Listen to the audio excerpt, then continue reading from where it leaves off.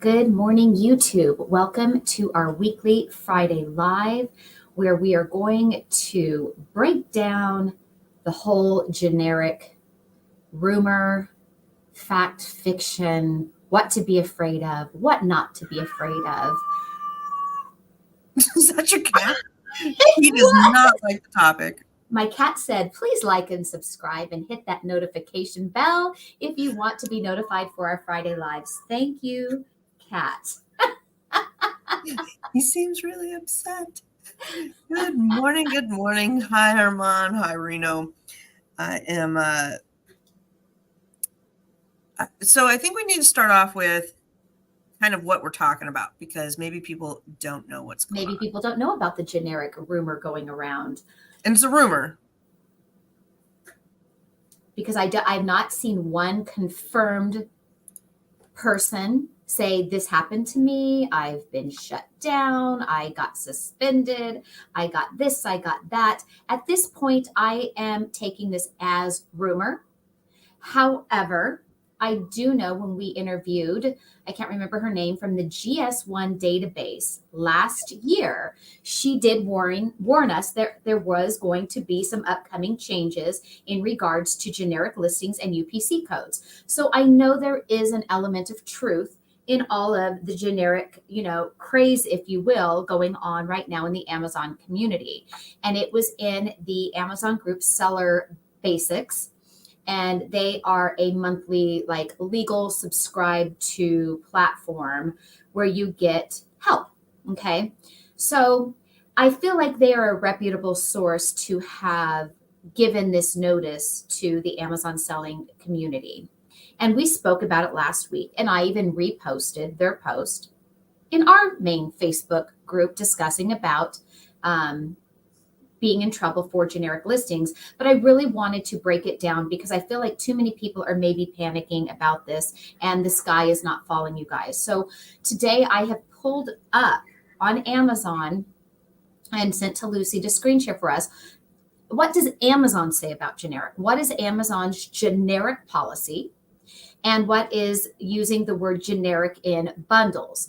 And so that way there is a difference. There's a difference in taking a brand like Windex spray and calling it generic because you decided to make a 3-pack listing of Windex cleaners and branding it as generic. There's a difference between doing that versus making a bundle listing and maybe using the word generic for that listing. Or if your item is actually a generic non-branded item that you created a listing for, calling it generic. Like these reading glasses could be considered generic. They're not Ray-Ban or any brand name. They're just generic glasses. And that is allowed. So I think we are just need to break this down so everyone has an understanding of it. Also, how to check your account. If you have items listed in your account that are under the brand name generic, because you may have them in your account and don't even know it. So I think I want to just kind of go over the route. You talked about the GS1 lady, and what Amazon is trying to do is if you have a branded product, they want you to really associate a UPC code with it and be all legal and have it under the right brand, etc. So if I am getting, let's see here, what do I got? I got this lotion here that I keep using, but let's say I am I want to list this lotion. It used to be that, hey, I could just throw it under generic and put the listing up and you could see that it's clearly branded, utterly smooth and, all of that. What a lot of us with bundles would do would take this lotion and then pair it with, we'll just say some gloves to go with a hand treatment thing. And because now we have something that's a generic item with a branded item, we're just going to throw it under generic because it doesn't make sense to go under the brand per se. And Tina and I truly believe that the listings that are getting in trouble are the ones that are pairing a branded item with a non-branded item, not things that are truly generic. If I just bought some gloves off of Alibaba and they really did not have a brand associated with them, then that is when you would use the generic branding and probably be fine. So we don't know, and Amazon doesn't communicate anything to you, so we can only guess. And we were kind of looking at seeing what's been hit, what's not been hit, how much have people posted, and what is the validity to their post. Like Tina said, we don't have any proof that this is happening. We just see people posting about it. And sometimes people will post things and they've gotten in trouble for something completely different and they get it wrong. And then they're posting on Facebook and they're like, oh my gosh, this happened or that happened. And really it's because they provided the wrong banking information or something other than that is also contributing to their thing. Or they did something like put Utterly Smooth in the manufacturer spot, then the brand is generic, and that conflict is what is flagging their product. And it could be the AI bots, that are scrubbing Amazon's catalog, and they're seeing these mismatches. So there's a lot of different factors that can go into these listings, like Lucy mentioned. And I'm not sure if I should give some verbal examples first, or if we should actually just jump right in and show you what Amazon's policy says. I'm not really sure what order is the best order to make sense. Yeah, we're gonna jump in. I'll show. Do you want the bundling policy first or the generic? No, first the generic policy. Okay. Give me a second here. Let me go like that. Go like that. Go like this. And do that and push that button and go over there.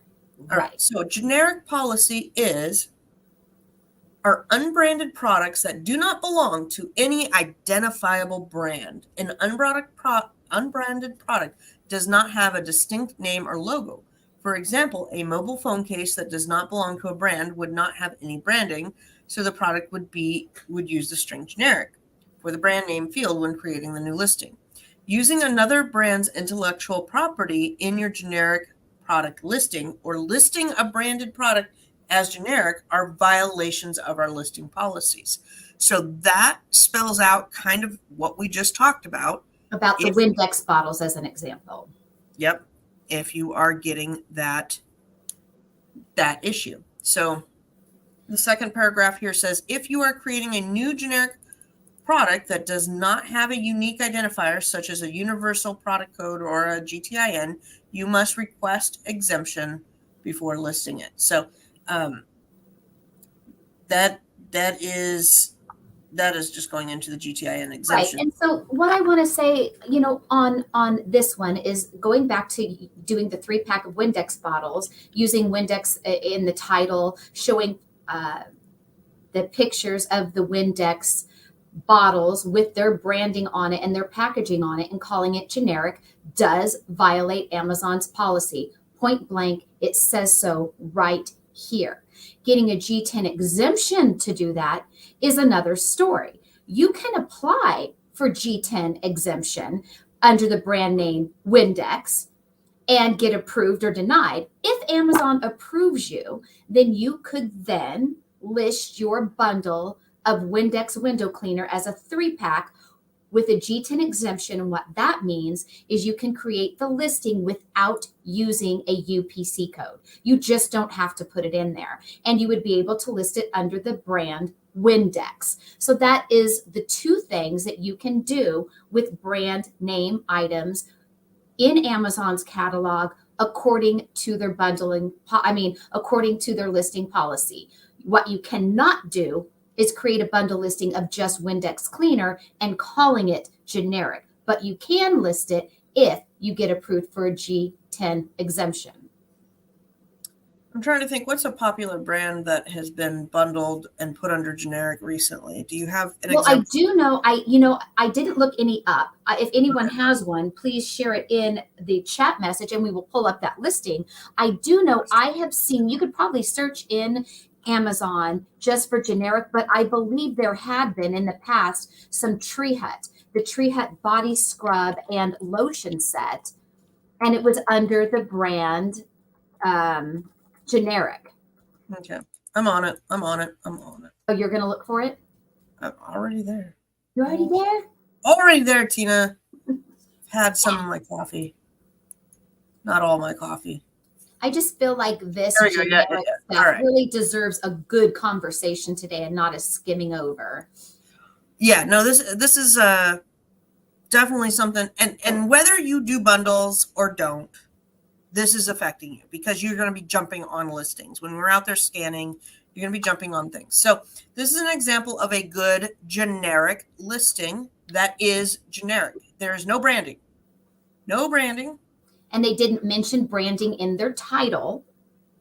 And here's the thing, the AI bots are looking at pictures. So if these register rolls or whatever they are, thermal papers, had branding on the top here, they are now picking that up, which means if you're in our bundling group, we've talked about obscuring that or covering up or having your pictures not include that so that you don't get hit with suspected IPs and issues with your listing if you're doing that. So let's say you're bundling this up with a printer and we'll just say like a Dymo printer, and you were going to put, not that these go together, but you were going to put a Dymo printer with this and make a bundle.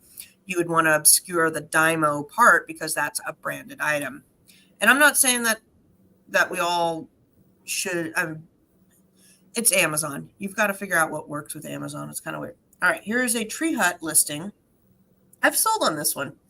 I like this one. Tropical Glow is pretty and smells really good, but they've got it under the brand generic. Let's see here. How many people are selling it today? 19 new offers. Been around for a while, but it is clearly not generic. It has got the tree hut all over the place. Yep, So it has it in the title. It shows it on the product packaging. Now, I have created listings like this myself. I didn't use the brand generic.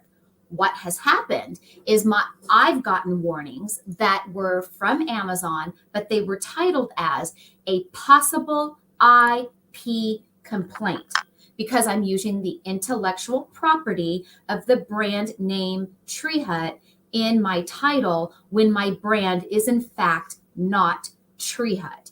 So my account wasn't at jeopardy. I didn't lose my selling privileges. I didn't have to write a big appeal letter. I simply had to update my listing, remove the infringing keywords, like if that was my listing, take Tree Hut out of the title and what have you, and get Amazon to now make my listing allowable again. And then at that time, because I did get that warning, I then wanted to sell out of my product and I just deleted it out of my account because I could foresee future problems. Or if I already had zero left in my account, I wanted to win that, fix that, so it comes off my account a health page, and then delete it from my inventory. So these are also some additional examples of what could happen. Now, I did send you another link in our private chat of a different Tree Hut bundle listing that is listed under the brand Tree Hut. And I guarantee you, Tree Hut did not create this. This isn't an already done bundle. My guess is somebody got a G10 exemption to be allowed to create this listing. And that is what we go over, how to do that so that you could properly list it in our bundle group. So if you want to learn how to make bundles like this, you can come join our bundle group. I'll put it in the things here. And yes, good morning, millennial money mom. M&Ms. We'll just say triple M.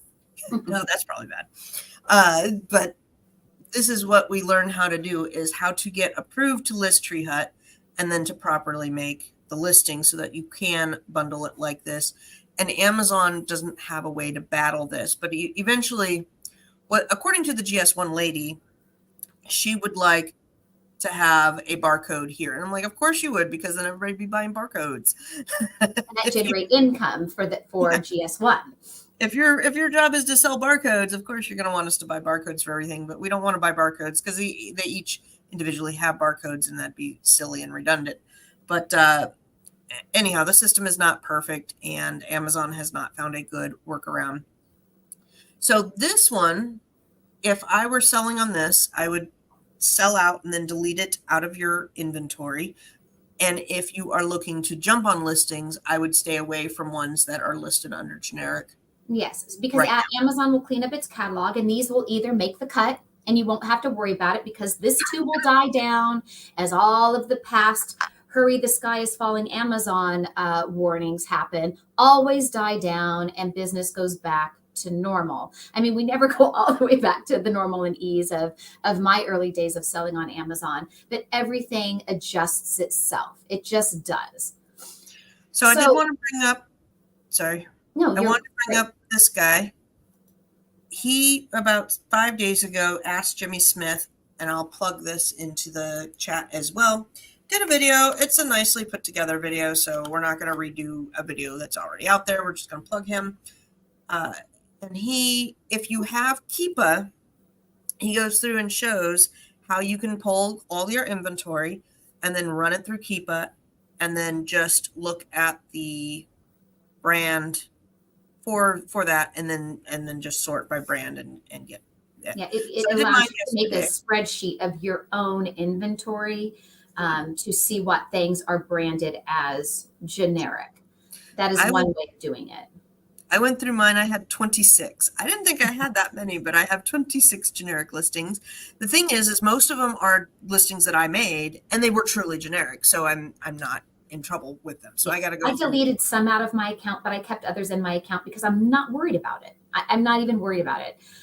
Okay. So now I think we've covered that and answered the questions. And we will answer your questions at the end of our summarization of the generic. But I also wanted to share Amazon's generic product policy on bundles. Yes. So most of the listings that are on Amazon that are branded are generic are not usually a standalone listing that we're talking about. My guess is if somebody really did get in trouble for a generic listing, it is because they misused or misrepresented Amazon's bundling policy and used the name generic. So if you go to your Amazon, go to help and type in product bundling policy. This is something that I read probably every 6 months. Yes, I do too, because some of it contradicts each other. Some of the things, it just is contradictory. So I'm going to read some of the bullet points, not the entire page, because it is quite a bit. I'm going to skip over the first part about not using DVD and books in your listing. I had read over it this morning because I wanted to try to remember the points I wanted to make. Amazon does say that all products in bundles must comply with Amazon's selling policies and seller code of conduct. More specifically, all products within bundles must adhere to the guidelines for each category. So that is a little bit important, but it's not concerning the generic. Let's see. Okay. Failure to adhere to the bundling policy, including the following detailed bundled guidelines, may result in the removal without notice of any bundled product listing, account suspension, or both. Amazon reserves the right to modify or revoke this policy at any time. So down below are those guidelines, and this is where some of the guidelines contradict one another. So bundles must consist of items that are complementary. So like Lucy's example earlier, a lotion with maybe a glove that's meant for treating your hands of dry skin. Bundles consist of multiple single items that can each be identified by a unique UPC code, ASIN or UPC code, and are sold together as a single offering. Now, a prepackaged kit or pack with multiple items that is identified by a single ASIN is not considered a bundle because it already came that way from the manufacturer. I'm going to skip over the next one. It's not part of what I think is important today. This next bullet point is the bundle must have its own standard product identifier or manufacturer part number. That is the UPC code. The identifier of any individual product in the bundle may not serve as the identifier for the bundle. So what that means is if I have a bag of Hershey Kisses with a teddy bear, I cannot use the UPC code from the bag of Hershey chocolate as the UPC code for my listing because it belongs to just the bag of chocolate. It does not belong to the bag of chocolate with the teddy bear. Using a UPC from a single product in the bundle to identify the entire bundle may lead to immediate removal of the listing. You are responsible for obtaining a UPC code for each bundle you create. Now, what it doesn't say here is unless you have G10 exemption. Now, here's the part about generic. Do not include generic products in a bundle, as it may mislead customers into thinking the generic product belongs to the same brand as one of the branded products in the bundle. That's kind of like my Hershey Kiss with a teddy bear. Generic products are identified as items with no brand on the product or packaging. Fine. Now, this is where it will start to contradict that bullet point, because it says a bundle can be composed of different branded items. So that means Hershey Kiss with Brock's. However, the bundle itself should be branded according to the highest priced item in the bundle. Now, what if your teddy bear costs significantly more than your Hershey chocolate? Does that count? If an item is a multi-pack, such as 6 pair of socks, list it as a single product, not as a bundle. Why? Because it's a multi-pack. It's all the same thing. There's just more than one pair of them. So I'm skipping the next bullet point. And the next one is about matching existing policies. So I'm skipping that. Once you create a bundle. All right, jumping down, it was the format. And this is where you have to title it properly and follow Amazon's policy. So you have to use the word bundle. I'm skipping down to under bundle titles to the second bullet point. Include the word bundle and the number of items in the bundle of the product title. For example, bundle 3 items, tote bag, knit scarf, and gloves, blue. If the bundle includes only a few items, list them in the title. Now here is the next example, main product title plus bundle width plus the component. So they use the example, Kodak Easy Share digital camera bundle with rechargeable batteries and carrying case. So that shows you can take a branded item like Kodak Easy Share camera and bundle it with a generic item, which is the batteries and carrying case. Go ahead. I mean, this is all stuff that I think everybody needs to go and read kind of verbatim and then reference. If you're like, oh, I have this idea, how do I do it? Come back here and see where you fall under. Yeah. And that really lets you know that there is still gray area within Amazon of creating listings and using the brand name generic or using your own brand name with either a UPC code or a G10 exemption.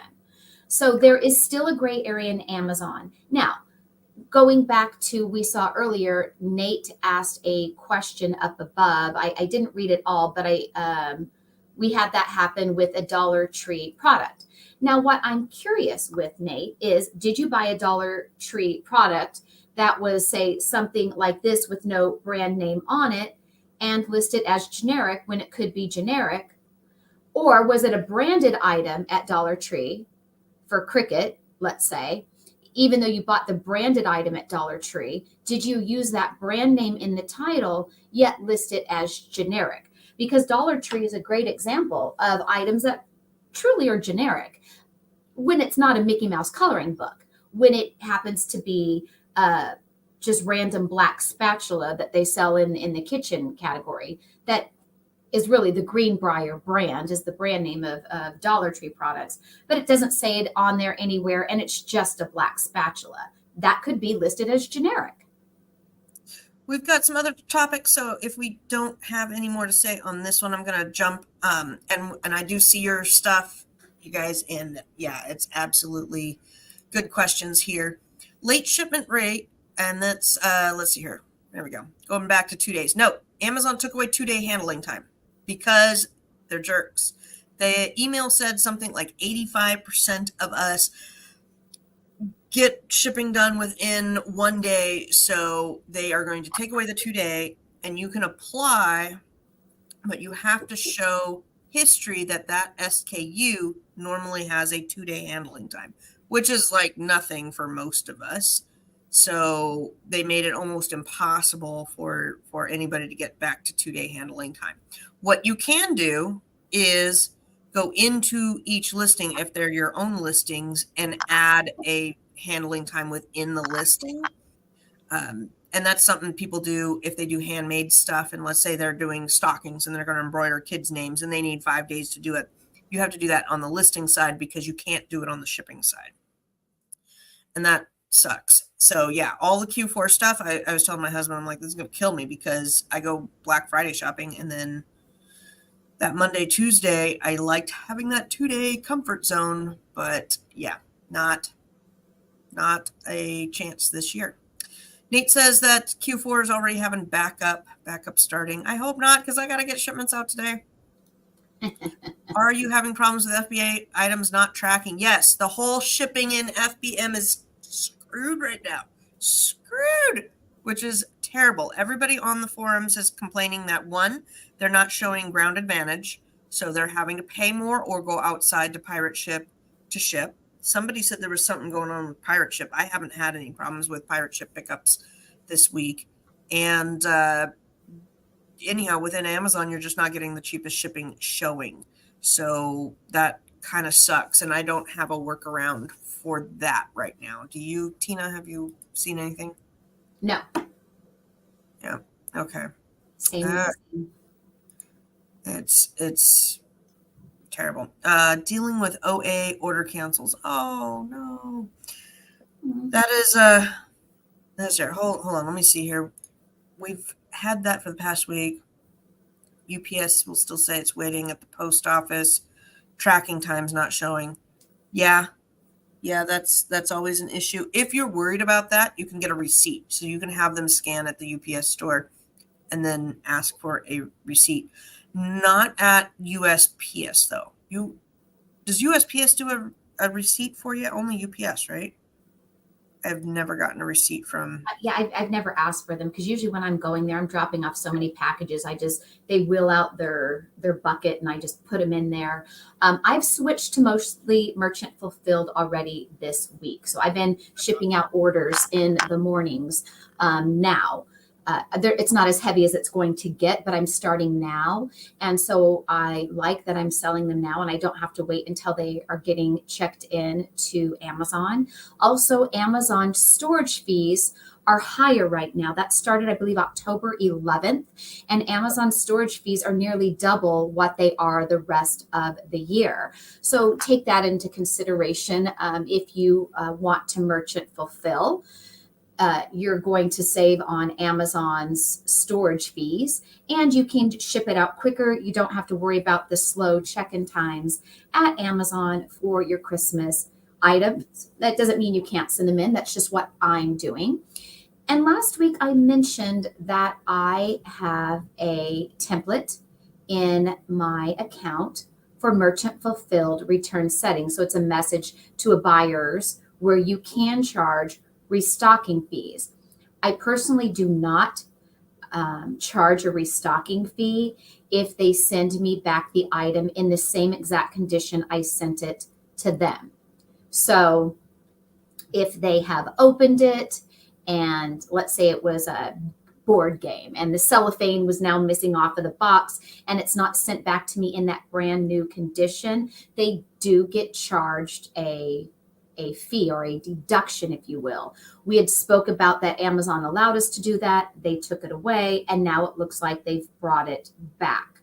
So I do have the instructions for how to add that to your return policy if you are doing merchant fulfilled orders. I'm trying to follow the instructions. I'm not getting there, so I'm sorry. I don't post them until I can actually verify them, because that's not how I went the other day.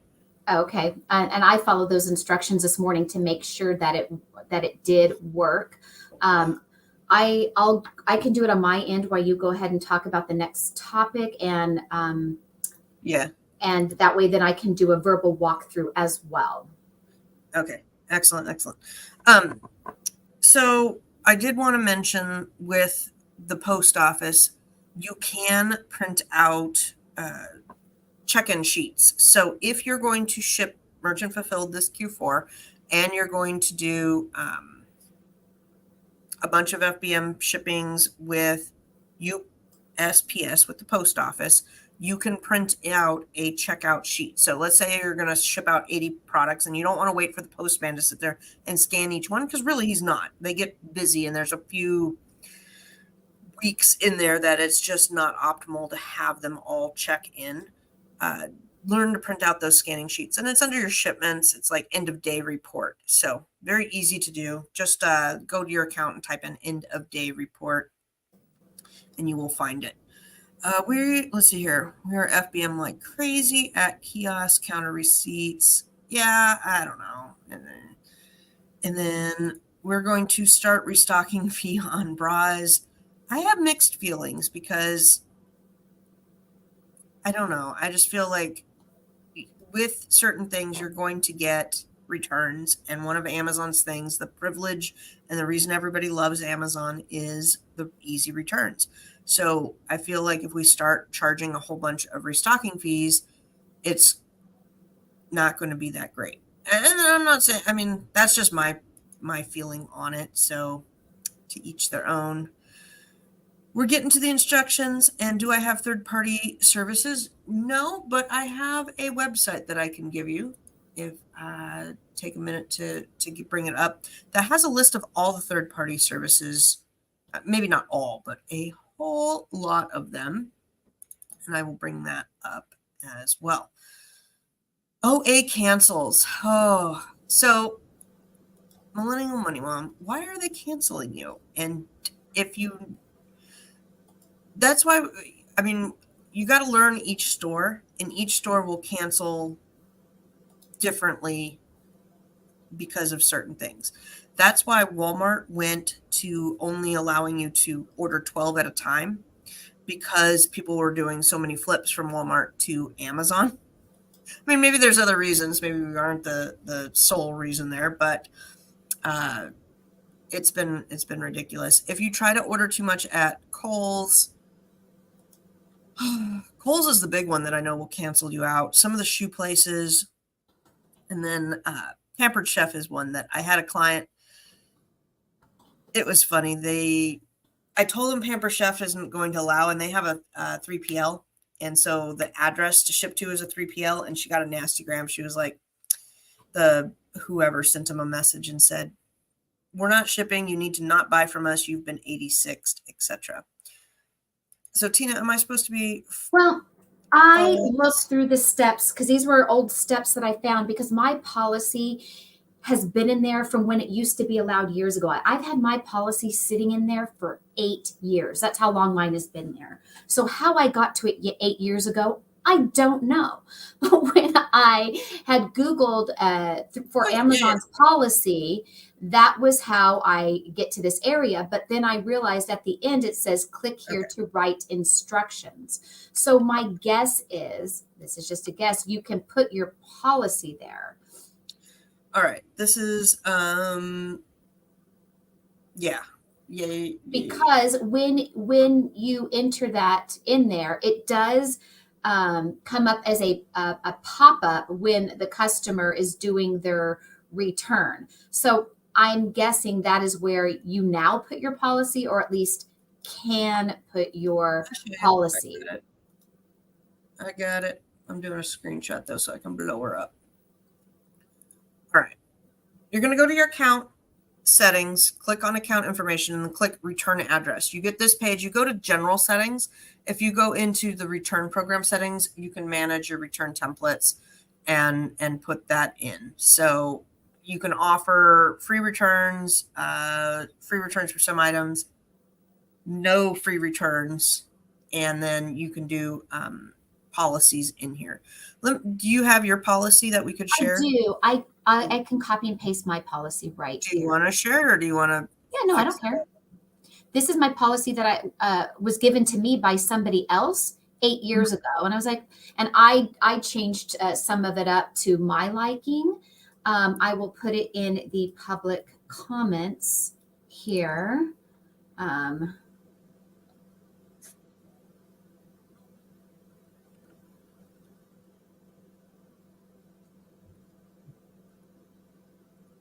Because this had a lot to do with clothes. And it only allows me to pay so much at a time. So I'm going to have to break it up into 2 parts. It automatically breaks it up. Yeah. It broke it up into like 3. Sorry. Oh, well, you get the gist. And that's not even all of it. There's just a tiny bit more. Yeah. Okay. So I'll paste the tiny bit more, but yeah, that's a lot of stuff. Mine was really long, but so, the person who gave it to me, theirs was long. And so I remember shortening it down and changing the rates that I added. So sorry about that. But if there's another area to put the policy at, I don't see it now because Amazon has changed the back end many times over the last 8 years when I originally set mine up. Yeah. All right. Moving on to 3PLs. So this is a site that I reference a lot of my Fiverr gig people because they're like, we need a 3PL service. Okay.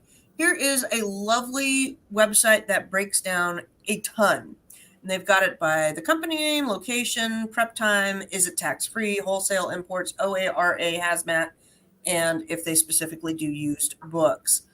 And I've never counted how many are on here, but there's a lot.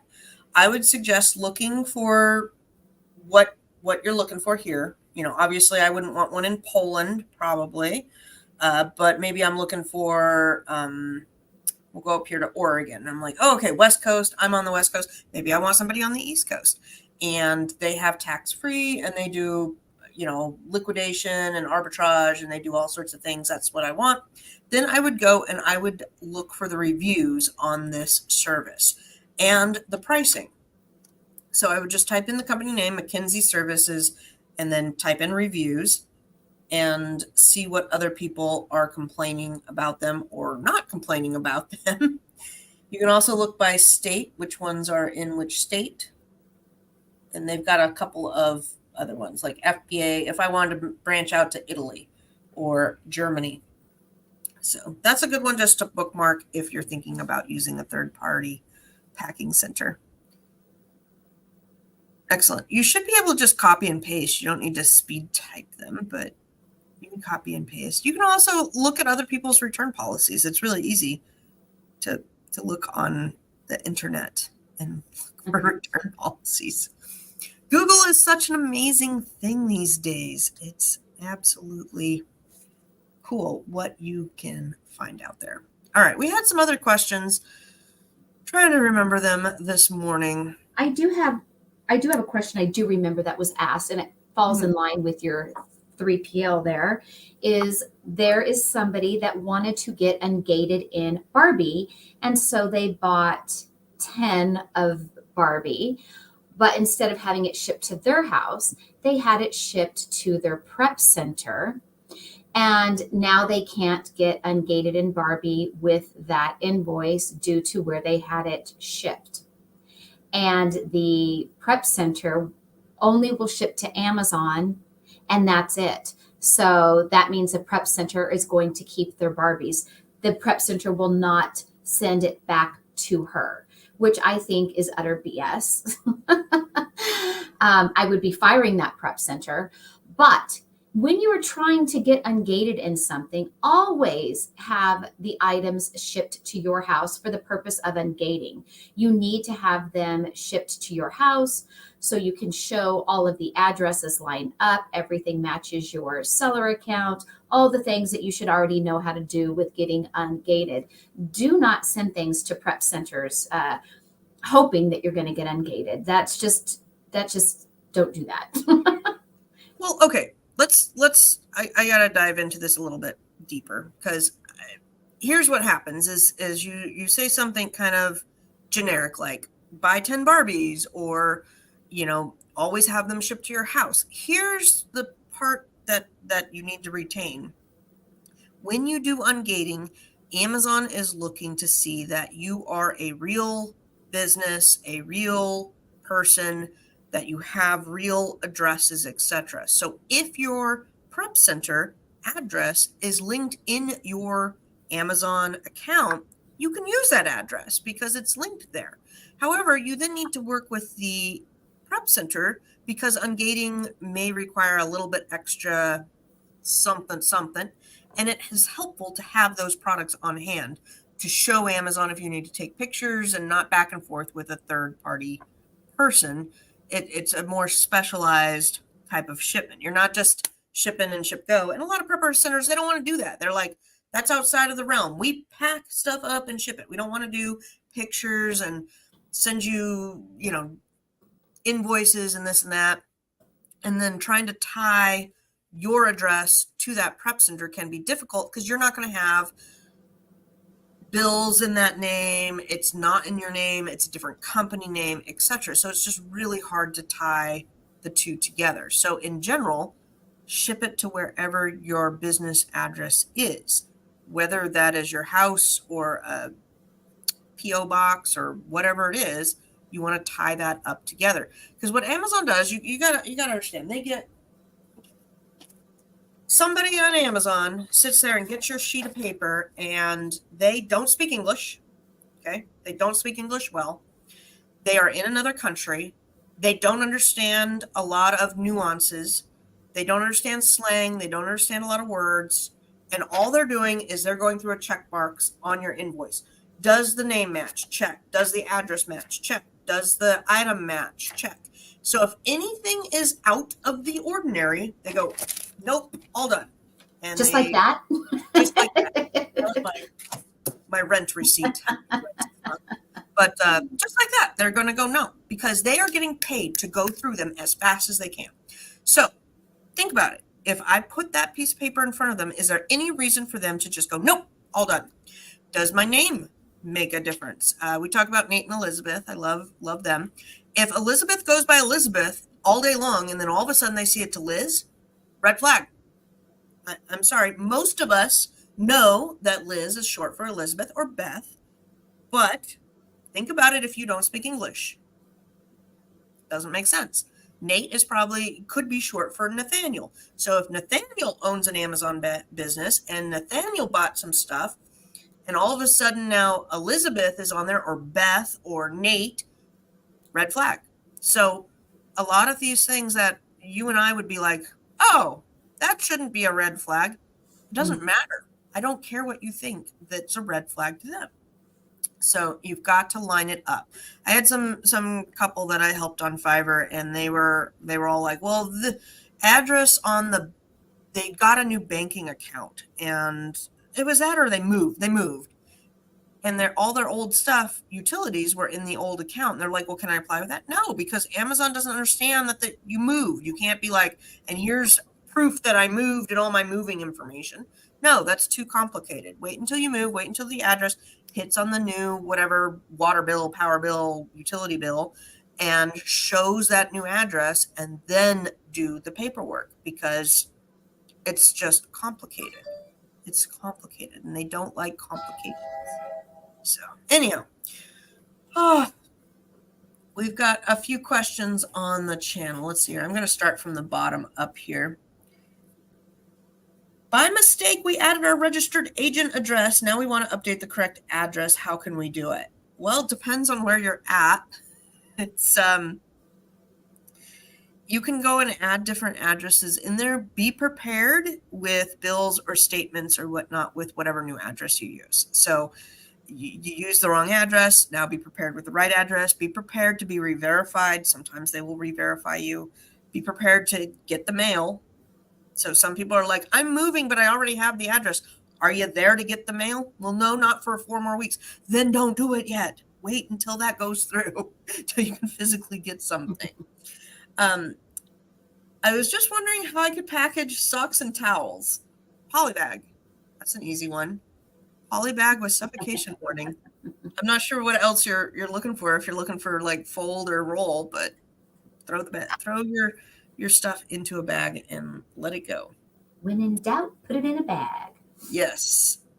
Can you show me your template where you submit the appeal? And this was for product authenticity complaint. I am not going to share any of the templates for that because they need to be tailored so much. When you do a POA, there's so much tailoring that goes into it. And now the system you don't have to really write big POAs. When was the last time you wrote a POA?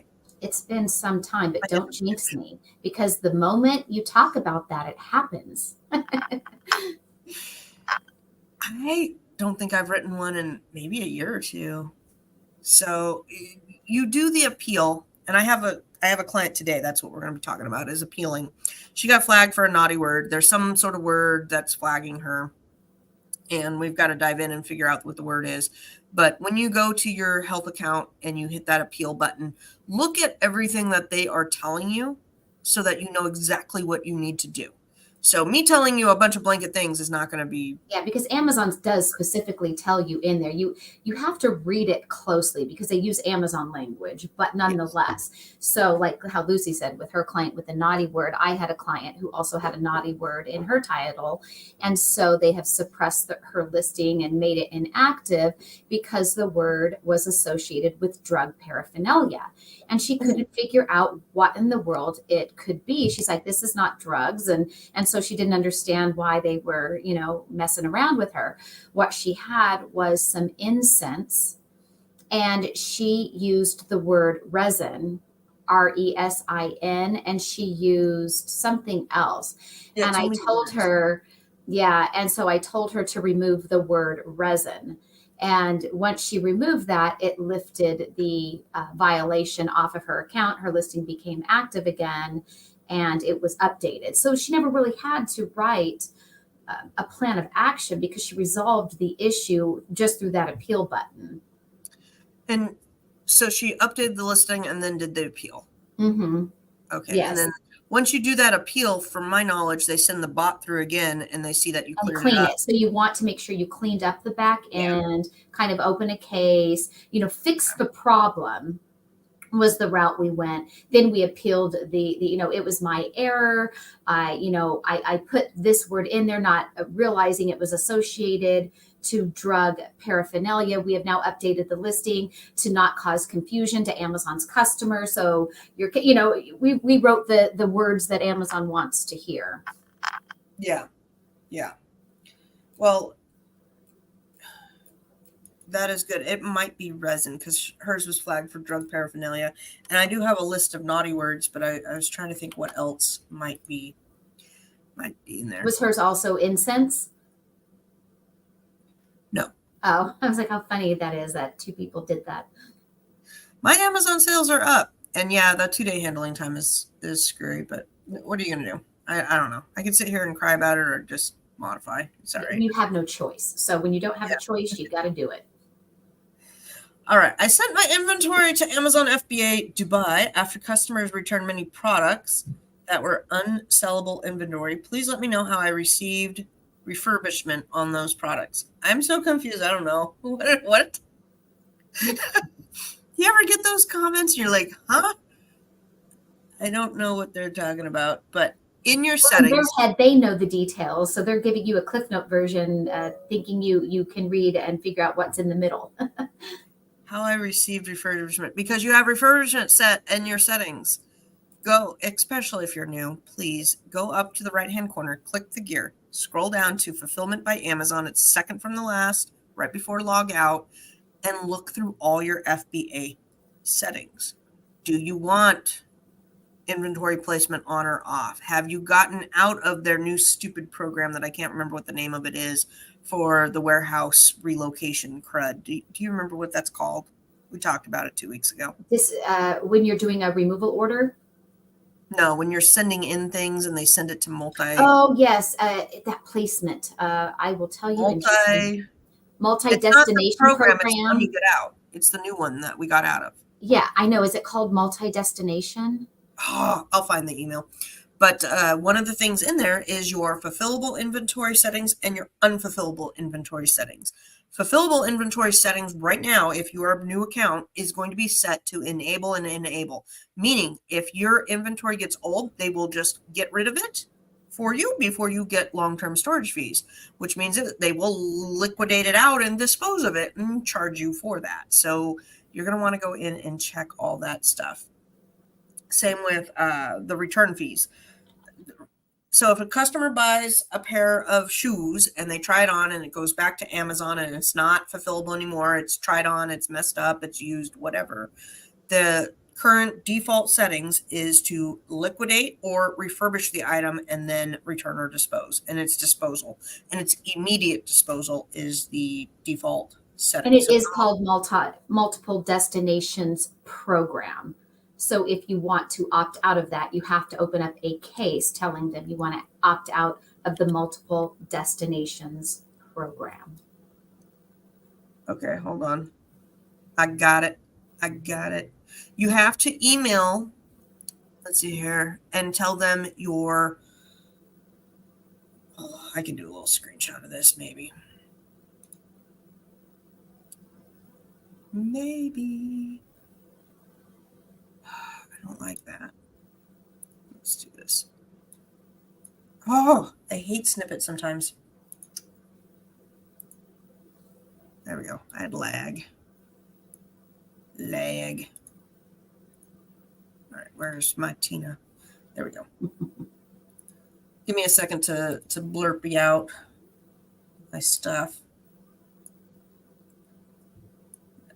You got to send them your merchant token and your seller ID, and I will get the email right now for everybody. But very simple email.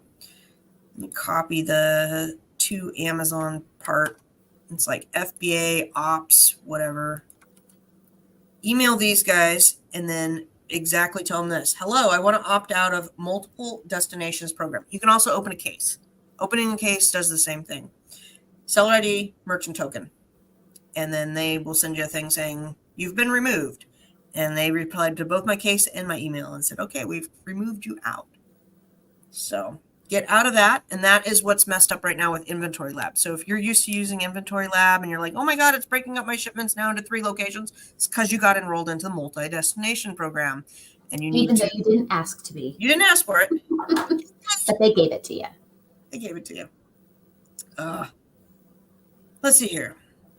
For listings that are not searchable, if you're fixing the nodes, you can only do it on listings that you created. So somebody had asked about if somebody else has created it and now the nodes are messed up, you cannot fix it to my knowledge. Is there any update on that? Nope. I missed it, Tina. What? No, I don't know any update on that. Okay. Probably get this question a lot, but what is the best, cheapest way, place to get shrink wrap? Is there any other plastic that you can cut precisely? I buy my shrink wrap on Amazon because I don't buy much shrink wrap. I don't buy much shrink wrap either. We do use it on occasion, and I buy it from Sam's Club. They sell a big roll like this. And it already has it's on a wheel, and it's kind of like buying saran wrap. It's got like a cutter on it, but it's just this big giant roll of saran wrap. I've had that same roll for 2 years, so that tells you how often we use it. But we do use it on occasion. I would say Uline or Granger would also have good deals on large amounts of shrink wrap. If you're buying a shrink wrap machine, they should be able to tell you like who sells their product the best as well.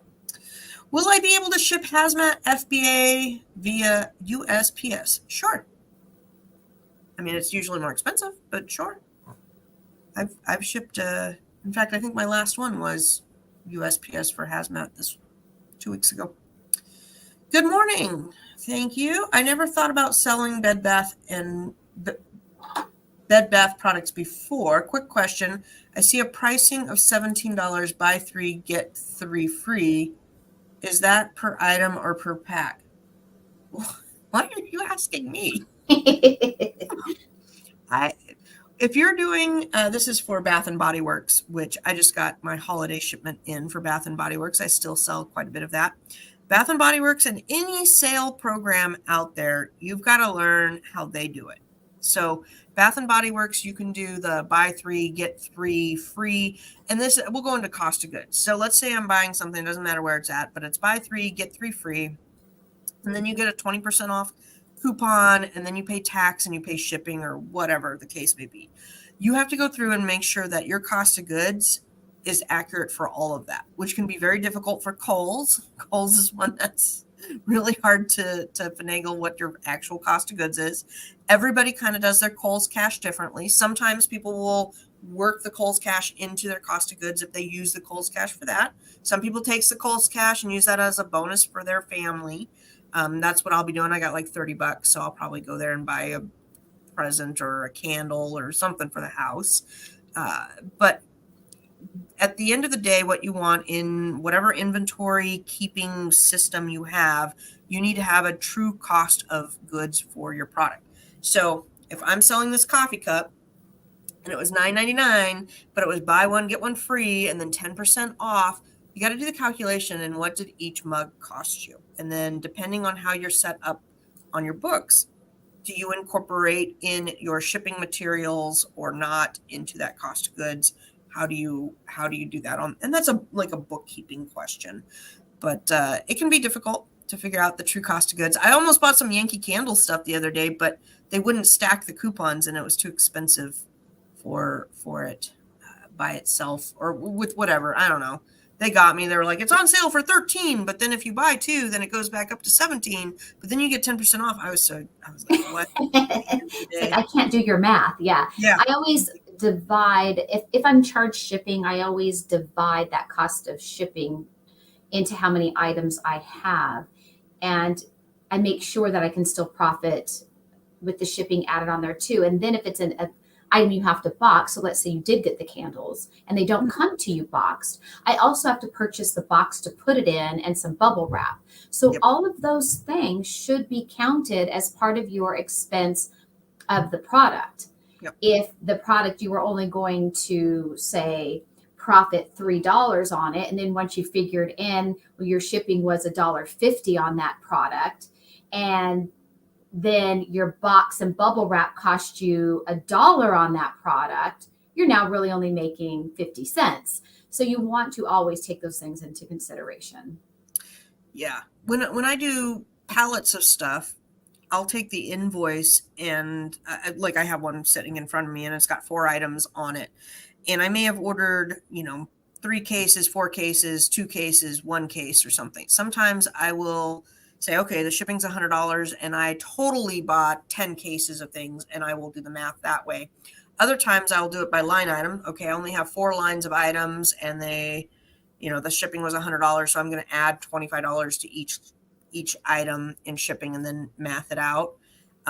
Sometimes it's like, okay, I bought a pallet and half of it was rocks and half of it was feathers. So I'm going to be like, well, 80% of the shipping cost was the rocks and 20% was the feathers.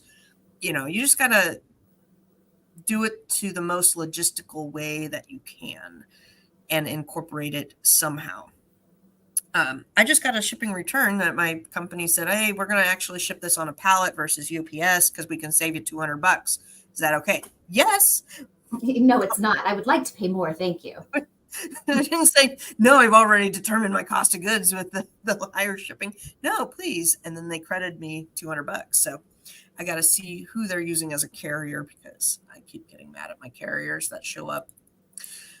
All right. Last comment on here. We kind of already touched about this, but they were commenting for ungating. Doesn't all your information have to match your business account invoice to sell to your seller account? How can your information match if your seller account requires a different email than your business account? Okay, back to logistics. My Amazon account is associated with 2 different emails because as a business, I have a Amazon business account for purchasing stuff on Amazon. That's where I get my poly bags and whatnot for tax exempt. And then I have my email that's associated with the account. And within my Amazon account, I have my home address, my warehouse address, and a PO box. address, all associated with that. So if I want to do ungating, I can use a few different combinations of addresses and emails. And as far as names go, I don't think my husband's in here, but I know my CPA is associated with it. My VA is associated with it. You can add buyers. So if you're going to send out shoppers this Q4, that's an idea for expansion there. If you're going to send out shoppers, you can add shoppers to your Amazon account, get them credit cards in your business account name. One of my last gals, she had a credit card in business name with her name on it. So when the receipt pulls out and it says so-and-so, it's all associated with your account. I don't know. I hope that makes sense. Sometimes I think y'all are overcomplicating things. And I have some people that want to argue and they're like, well, I can show it's associated, some other way. And I'm like, no, Amazon is this box. We talked about all the bundles and the generic crud this morning. Amazon as a square, right? And if you are outside of that square, it doesn't work. I don't care if it logistically makes sense, if it logically makes sense, if it common sense makes sense, it doesn't matter. Amazon is a square, and if you're outside of that square, just like your resin. Resin to me is not drug paraphernalia, but in Amazon world, it's drug paraphernalia. Doesn't matter. I don't care. You can sit here and you can argue with me all day long. It doesn't matter. You can argue with Amazon all day long. You're not going to win. Period. It's associated with marijuana, the word resin. Pardon? It's associated with marijuana. That's associated with a lot of things. Yeah. So Amazon, but that's for whatever reason, Amazon thinks that word applies to just marijuana, is my guess, since they're saying it is for drug paraphernalia. Who knows? I don't know. You're not going to understand it. Why they took away 2-day handling time? Because they want everybody to ship faster. They're competing with Walmart. Walmart's trying to get their feet up and running, and they want to have it shipped faster. But so I'll tangent for just a second, then we'll go. So my stupid tree that I'm trying to get returned, the seller won't give me a return label. And I thought that was kind of crazy because I thought I was able to return things on Amazon as a buyer because everybody returns my stuff with no problems. Very irritating. So I called customer support yesterday and he's like, well, let's give the buyer another couple of days. And of course, terrible English, doesn't understand much, really bad connection, garbly gook. He's either in the middle of the mall or a call center or something. So very hard to understand him. But 20 minutes on the phone and I cannot get a return label. He wants to give the seller more time to respond. And I'm like, it's a fake seller. They did a bait and switch. They sold a $200 tree for $20. They sent me something and then they hightailed out. So I cannot get my stupid tree returned right now. It's still sitting there. I hate getting scammed. That's why I go to Amazon, so I won't be scammed. And now I got a scammer. Scammer's going to scam. Anyhow, it's sellers like that make it terrible for the rest of us. Yes. What do you got going on today, Tina? Well, my phone and email has been blowing up during our live, so I've got a lot of clients and people to get back to. But we kind of did a deep cleaning of our house yesterday, and we're actually bringing in our Christmas stuff today. I know that is insanely early. I started this a couple years ago where we actually decorate for Christmas before Thanksgiving, because as an Amazon seller, I have to do it then, because once Thanksgiving is here, it's just Amazon. And if I don't do it before Thanksgiving, I won't decorate. My house will not have any Christmas decorations in it at all. So we are going to decorate our house for Christmas today. We are probably doing that this weekend too. And I started maybe 2 or 3 years ago, and it was just like a load off my shoulders because we used to do it right after Thanksgiving that weekend. And I'm going, that's like the busiest weekend of because that's what you traditionally do when you're a regular person. When you become an Amazon selling person, you become like the stores. You decorate a little too early.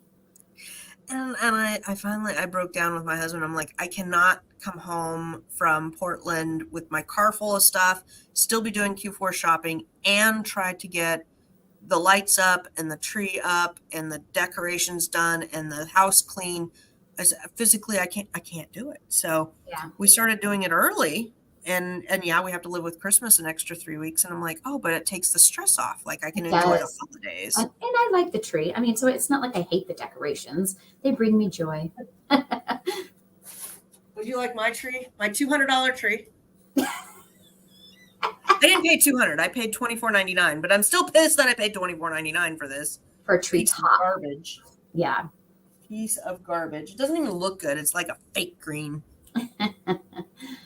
We are too. It's called Chris. I don't get it. think it's like Amazon and Christmas, maybe. Oh, gotcha.